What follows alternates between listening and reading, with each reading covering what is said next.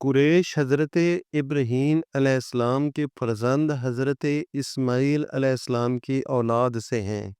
حضرت اسماعیل علیہ السلام کی اولاد میں سے جس شخص نے قریش کا لقب اختیار کیا وہ نظر کنانا تھا۔ کہا جاتا ہے قریش ایک دریائی جانور کو کہتے ہیں جو سب دریائی جانوروں سے طاقتور ہوتا ہے اور سب اسی سے ڈرتے ہیں۔ چونکہ نظر کنانا مکہ کے سردار تھے اور نہایت طاقتور تھے، اس وجہ سے ان کو یہ لقب ملا، جبکہ کچھ محققین کے نزدیک قریش کا لقب سب سے پہلے فہر بن مالک کو ملا اور قریش انہی کی اولاد سے ہیں۔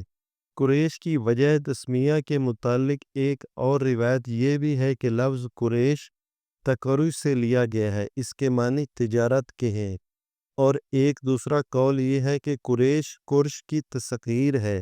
قرش اس بڑی مچھلی کو کہتے ہیں جو سمندر کے دوسرے جانوروں کو کھا جاتی ہے۔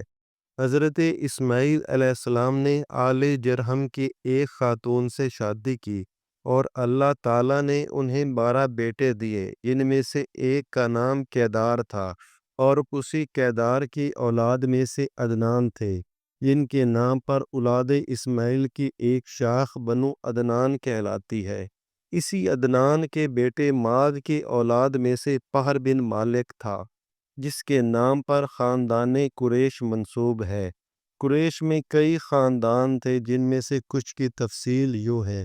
بنو ہاشم، پیغمبر اسلام حضرت محمد صلی اللہ علیہ وآلہ وسلم اور حضرت علی رضی اللہ تعالیٰ عنہ اسی خاندان سے تھے۔ بنو تیم، قصی بن کلاب کے چچا کی اولاد، حضرت ابوبکر صدیق رضی اللہ تعالیٰ عنہ کا تعلق اسی خاندان سے تھا۔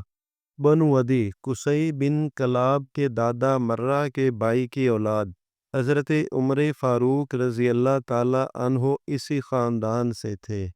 بنو مخزوم، قصی بن کلاب کے دوسرے چچا کی اولاد، حضرت خالد بن ولید رضی اللہ تعالیٰ عنہ اسی خاندان سے تھے، جبکہ دشمن اسلام ابو جہل کا تعلق بھی اسی خاندان سے تھا۔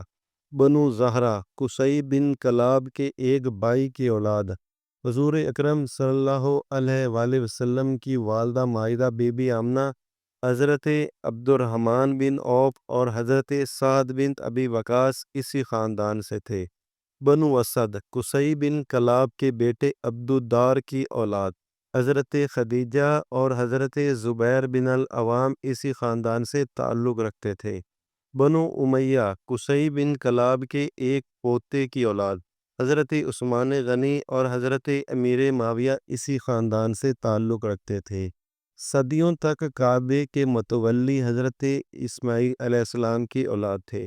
اہل بابل کے حجاز پر حملے کی وجہ سے آل اسماعیل کے اقتدار کا شیرازہ بکھر گیا اور ایک طاقتور دشمن قبیلہ بنی خزاعہ مکے پر قابض ہو گیا اور مکے کا متولی بن گیا۔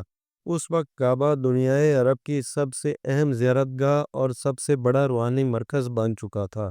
تیسری صدی عیسوی میں قریش نے رفتہ رفتہ اپنی کھوئی ہوئی عظمت اور طاقت کو دوبارہ حاصل کر لیا، اور 5ویں صدی عیسوی میں قریش کے ایک غیر معمولی بہادر اور جری سردار قصی بن کلاب نے، جو فہر بن مالک کی 7ویں پشت سے تھے، اپنا خاندانی حق یعنی کعبے کی تولیت اور مکے کی حاکمیت بنی خزاعہ سے چھین لی۔